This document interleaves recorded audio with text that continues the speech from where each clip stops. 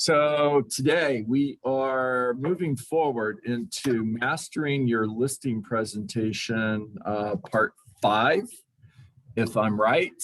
And in my 14-point listing presentation, we do a needs analysis. We prioritize our needs, trial close, and the next step is where we're picking up today, which is satisfy needs and exceed expectations.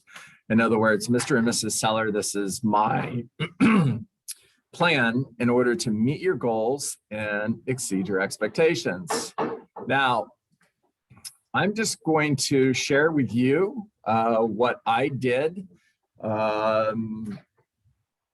when I was in production, taking an average of 12 to 15 listings every month, and how I might change that up just a little bit today based on the market's different and the industry is different. So good morning, Ryan. Good morning, Jonathan. Good to see you guys. So let's just pick up where we left off without going through the entire listing presentation again. Although repetition is the mother of learning, so that wouldn't necessarily be a bad thing. However, Ryan, if I can have you, if I can speak with you as my role play partner here. Ryan, if I was able to demonstrate that I'm the right agent for the job. Guys, one of the things that you could do for fun when you're taking notes is highlight all of the embedded commands, because there's a bunch of them, right? And get really good at using those. Ryan, if I was able to demonstrate that I'm the right agent for the job in order to get these goals accomplished, are you ready to hire me today? Yes. Great, let's get started. So let's get started as a transition statement in order to go to the next step, right? Now, if Ryan says, no, I've got more interviews or whatever he says, my response is still, great, let's get started. So Ryan, what I'd love to do right now is to share my 10-step process in order to meet your goals and exceed your expectations, right? By the way, everything is a plan, everything is practice, everything is script. If you haven't noticed, whenever I screw up, I laugh and I keep going. That laugh is an opportunity for me to recompose, figure out what I meant to say, and start over again. That's all it is, okay? All right, so Ryan, if I were able to demonstrate that I'm the right agent for the job in order to get these goals accomplished, would you hire me today? No, I'm seeing other agents. Okay, cool, let's get started. So Ryan, the first conversation I want to have with you is a pricing strategy in order to attract the maximum number of buyers, and not just the maximum number of buyers, but the maximum number of the right buyers. Can I explain? Yes. Cool. Now, if I'm sitting at the listing table, I'm using what Zig Ziglar would call, and all of you who are under the age of 40, just Google it. He was an amazing motivational speaker, right? And trainer and coach. What Zig Ziglar would call a thinking pad. And all that means is I have paper that I'm drawing pictures on. You know, people learn, they listen in different ways. And for me, I'm visual. So I'm going to start drawing pictures. And for the purpose of this, we're going to go to the flip chart behind me. So Ryan, if I can explain what I mean by attracting maximum number of buyers, and for everybody in Zoom, I'm just going to get super close on this. Here's what I mean. So the price you had shared with me that you want for your home is $550,000, right? Yeah. And see, there's different markets or different levels of buyers that we can attract. And one of them would be buyers who are looking from 500 to 550. We could also attract buyers who are looking from 550 to $600,000, right? Yeah, and if the right price for your home is 550, correct? Then we want to attract buyers in this group. Yes? 500 to 550. Let me give you a different price. Let me just to give you a different example. If, for example, we were to price your home at 575 so that buyers can make offers and we can always lower our price. Those are seller scripts. Use their scripts because they'll recognize them. They're like, yeah, that's exactly what I was thinking. If we were to price your home at $575,000, are we attracting buyers that are looking between 500 and 550? Probably not. Are we attracting the right buyers or are we attracting the wrong buyers? And you see, we don't want to just attract the maximum number of buyers. We want to attract the maximum number of the right buyers. Does that make sense? Okay, so when we get to pricing and we start talking about the strategy in order to get your home sold, we're going to talk about where we need to price your home in order to attract the right buyer. So that's the first step in my marketing plan in order to get your home sold in the next 30 days. Logic makes us think, emotion makes us act. So get back to emotion as quickly as possible. So that's the first step in my marketing strategy to get your home sold in the next 30 days so that you could be in Atlanta by August 15th in order to start your new job. Fair enough? Okay, step number 2. We're going to stage your home like a model home. Now, I'm sure that you've looked at model homes before, right? Yeah. And when you walk in a model home, is there lots of junk laying around? Is it cluttered? Are there nicks on the wall and walls that need to be painted and things like that? Or is it perfect? Absolutely perfect. So we're going to stage your home so that it looks like a model home. Now, off script for a moment. If you're meeting with a seller who has lots of stuff, which is most of them, right? And you want to help them self-discover, so you don't have to tell them. You want them to self-discover that you want to hold down over there?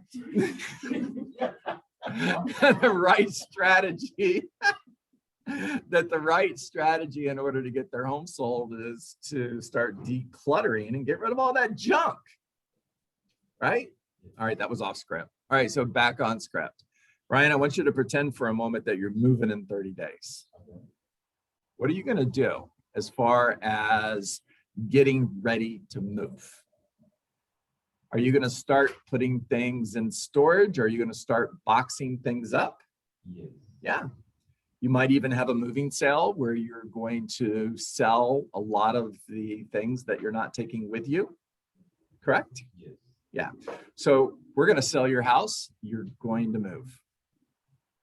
And I want you to start packing as if you're going to move. Okay. And don't wait until we have a contract. Go ahead and do it now.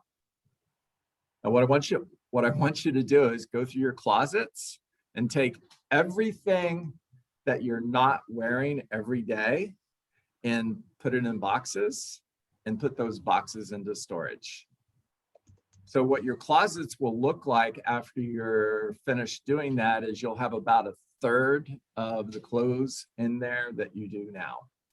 So that when buyers walk into your home and they're walking through your house, it looks like a model home, right? All of the pictures that are on the wall, they're absolutely beautiful. And I love the 58 pictures that you have of your grandkids. That's amazing. And you're going to want to take those with you, aren't you? Yes? Yes. Yeah, of course. So you're going to box them up and get ready to move, aren't you? Yes. Okay. Now, is this feeling wonky? Wonky is another word for awkward. So Clarissa says yes. Jonathan says no. And at the same time, do we need to have this conversation? Yes. Yeah, we do. We absolutely do. Hey, Clarissa, you're moving. You're absolutely going to move because I'm selling your house. So why wait until we have a contract to start packing? Go ahead and do it now. And if you have to get one of those things that go in your driveway, what are they called again? Yeah. Pods.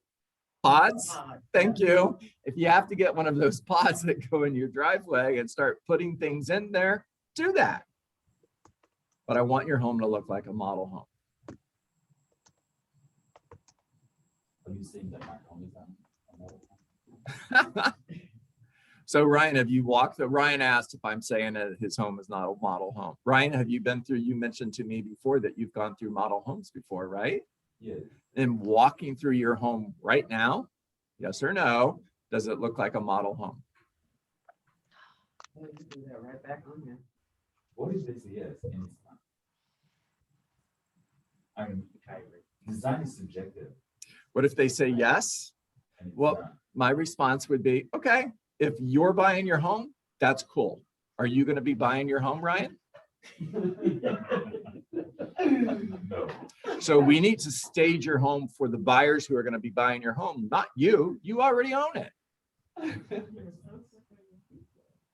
want to be like you when I grow up. Oh my God. So we need to start getting ready to move, don't we? Yes. Okay, good. Moving on. Now, we're going to stage your home like a model home. Once you've packed and you've got everything in storage and you're ready to move, then I'm going to come through your home with a stager and we're going to professionally stage your home so that it looks like a model home. Now, step number 3, in order to meet all of your goals and exceed your expectations so that you could be in Atlanta by August 15th in order to start your new job, is I'm going to have professional photographs taken so that your home looks absolutely beautiful to all the buyers who are going to be looking at your home online. Step number 4, knowledge-based entry into the MLS. Write that down because I promise you nobody's ever said that to you before. And I'm going to explain what I mean by that. And we're off script. This is training conversation for all of you. Can you repeat that, please? Knowledge-based MLS entry. In other words, I'm going to ask, what does the right buyer look like for this home?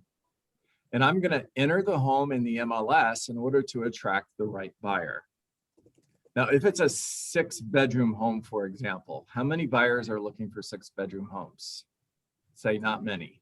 Not many. Not many, if any, right? So rather than entering it in the MLS as a 6-bedroom home, why not enter it into the MLS as a 4-bedroom home with an office and bonus room? That's interesting. Now, because when buyers are sitting down in their computer and they're entering a search, or real estate agents are sitting at their computer and they're entering a search, they're going to enter how many bedrooms their buyer's looking for, right? And if Diane is my buyer and Diane is looking for a 4-bedroom, 3-bath home with a 2-car garage home, a 2-car garage and a pool in Parkland, Florida, I'm entering 4 bedrooms, 3 baths, pool in Parkland. And if Ryan took a listing and entered it into the MLS as a 6-bedroom home, would that home come up in her search? Say no. No. You have to think like a buyer. What does the buyer for this home look like? If it has a room that could be used as an in-law suite, put that in there. It's huge. There are buyers who are looking for homes with in-law suites. And are there a lot of homes on the market right now with in-law suites? Say no. So if you have one that potentially could have an in-law suite, put it in the MLS in order to attract the right buyer. Make it sense, guys? So that's just one example. I can give you dozens. Knowledge-based MLS entry.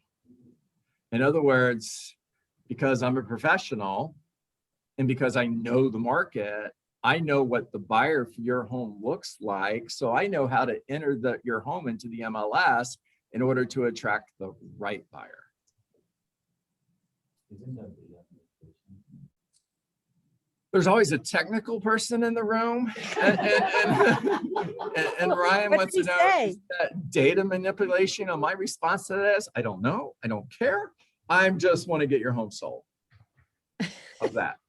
That sounds good. Okay. All right. Step number 5, marketing-based message and method to match the market.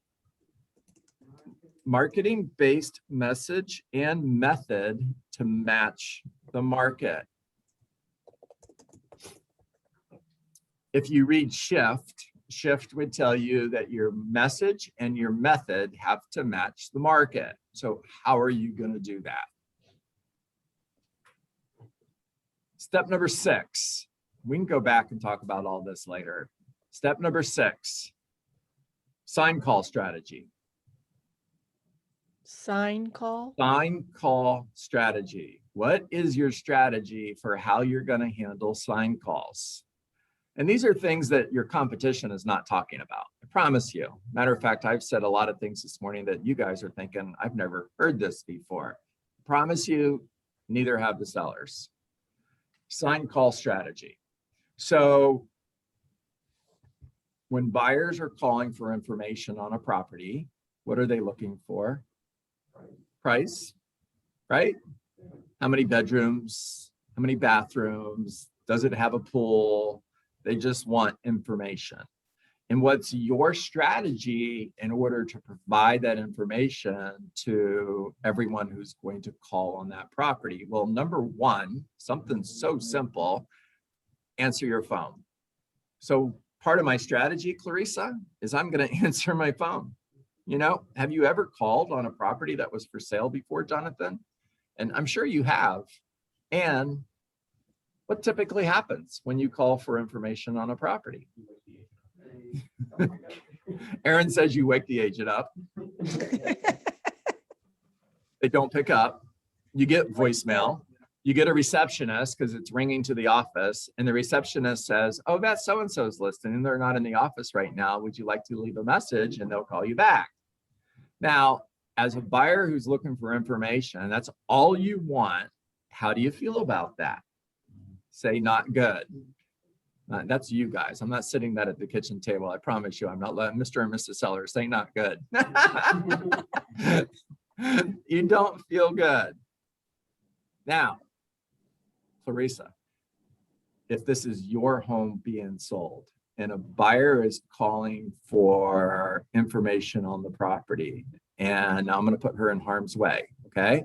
And let's just say you hire the wrong agent and you hire somebody who doesn't answer their phone, who doesn't have a system or a tool or the technology in order for that buyer to get the information that they're looking for. So the buyer calls for more information and they get voicemail and they just hang up the phone.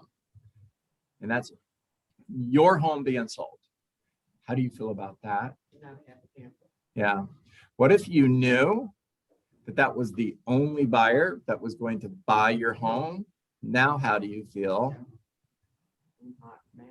Really hot and mad. Yeah. So hiring the right real estate agent matters, doesn't it? Yeah. So here's my strategy. I have an 800 number for buyers to call to get recorded information so they can get information on your home 24 hours a day. First of all, buyers like that. And my phone, my system is capturing that information. I'm going to get a text message with that buyer's name and their phone number. As soon as they hit the number for your home, it's sending a text message to my phone so I can follow up with that buyer to see if they're the right buyer for your home. Now, Clarissa, how do you feel about that? Much better. Much better. Cool. All right, real life, that's what it sounds like. Now, step number 7, Ryan, in order to get your home sold. So I'm going to say this 10 times. Logic makes us think, emotion makes us act. In order to get your home sold by August in the next 30 days so that you could be in Atlanta by August 15th in order to start your new job, my next strategy is showing request strategy. And we need to make your home easy to show. If there are realtors who want to show your home, we have to make it easy for them to get in your home. And here's how I'm going to do that. Now, you can fill in the blanks to the answer to that. It's you have a showing service so that they don't have to talk to you, because if showing requests require for buyer agents to talk to the listing agent, and I'm that agent, and I'm sitting on an appointment with you right now, Ryan, and somebody's calling because they want to see another one of my listings, am I answering that call? No, I'm not. So those other sellers are missing showings because I'm not answering my phone. I'm busy. So we need to have a system in order to make it easy for buyers to be able to see your home and for real estate agents to show your home. The other thing is I need your cooperation, which means if I call you with a showing request, I always need the answer to be yes. In other words, Ryan, I have somebody that wants to see your home tomorrow between 1 and 2. Does that work? I need you to say yes.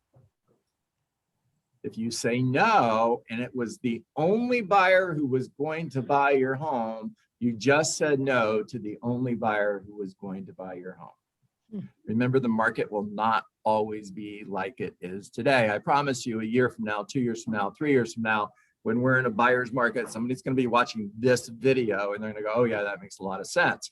You guys are thinking, John, are you paying attention? It's a seller's market. This is nuts. The market will change. I promise you. All right. Let's see. Number 8, open houses. So a lot of real estate agents, Ryan, are going to tell you that they don't do open houses because open houses don't work. I mean, according to the National Association of Realtors, a home is sold because of the open house only 2% of the time. So technically they're right. Open houses really don't work. However, I'm not leaving any stone unturned. So if there's a 2% chance that we're going to sell your home because of an open house, I'm doing an open house. So part of my strategy in order to get your goals accomplished so that we can get your home sold in the next 30, here we go again, in the next 30 days so that you can be in Atlanta by August 15th in order to start your new job is I will do open houses. Matter of fact, I will do an open house once a week until we're under contract, or once every other week until we're under contract, whatever your strategy is. That was for you guys, not the kitchen table. How we doing? Okay. Okay. Step number 9, feedback, knowledge-based adjustments to feedback. So in other words, feedback matters. And Gonzalo, you've sold other homes in the past, right? I mean, as a homeowner, this is not the first home you've sold, right? Right. Yeah. And last time you sold your home, did your listing agent call you with feedback after every showing? Say no. Say no, because that's what's happening. It's no. I promise you it's no.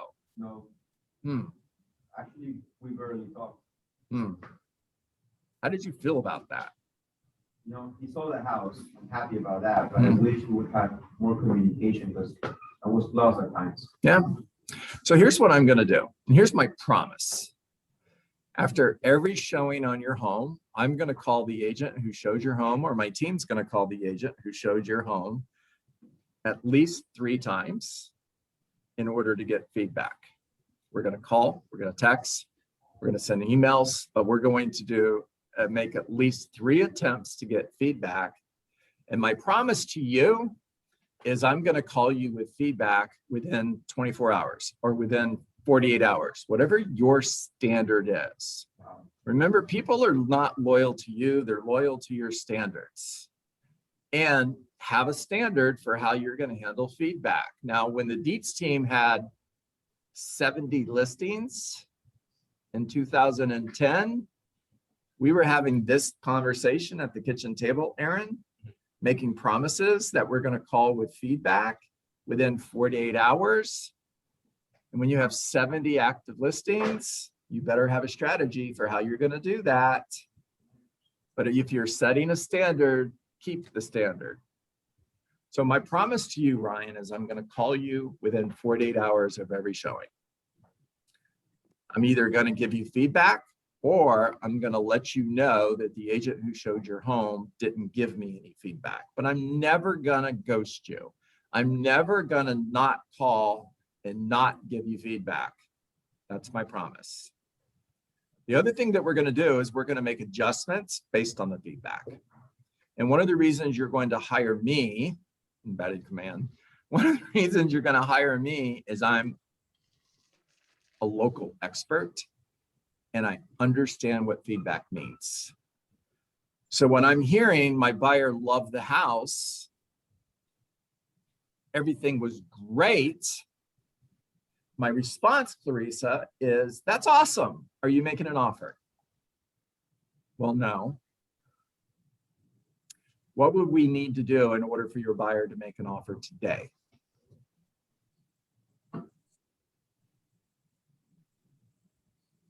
Then shut up and wait for them to answer your question. And if the asking price is $550 and they say, well, I guess if the asking price was $525, my buyer would make an offer.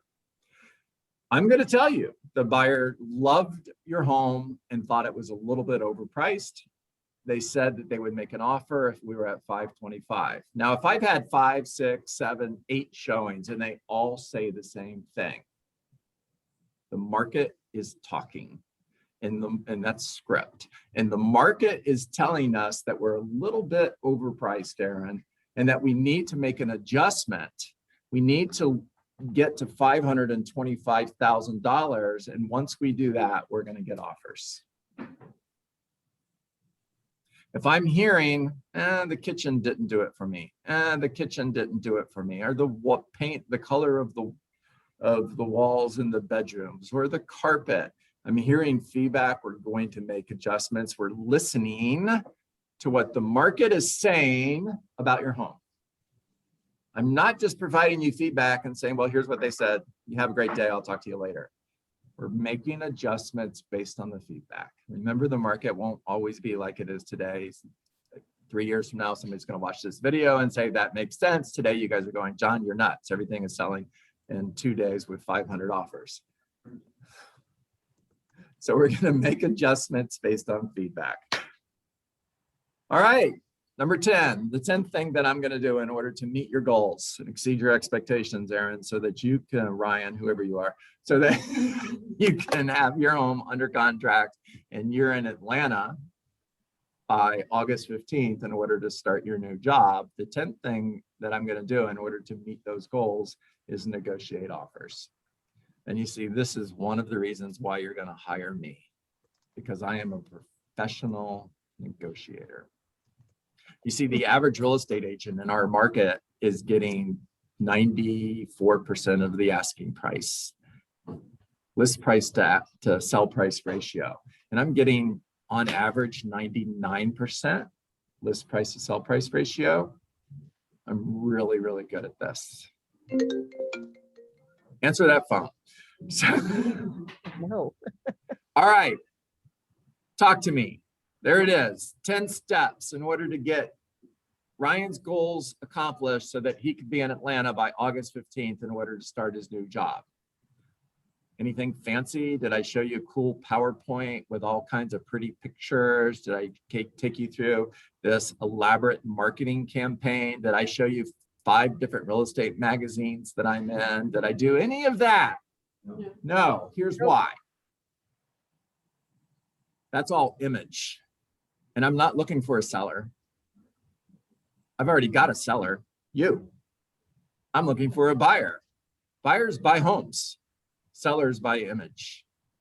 And real estate agents who are using your home to market their image is using your money to find more listings for them.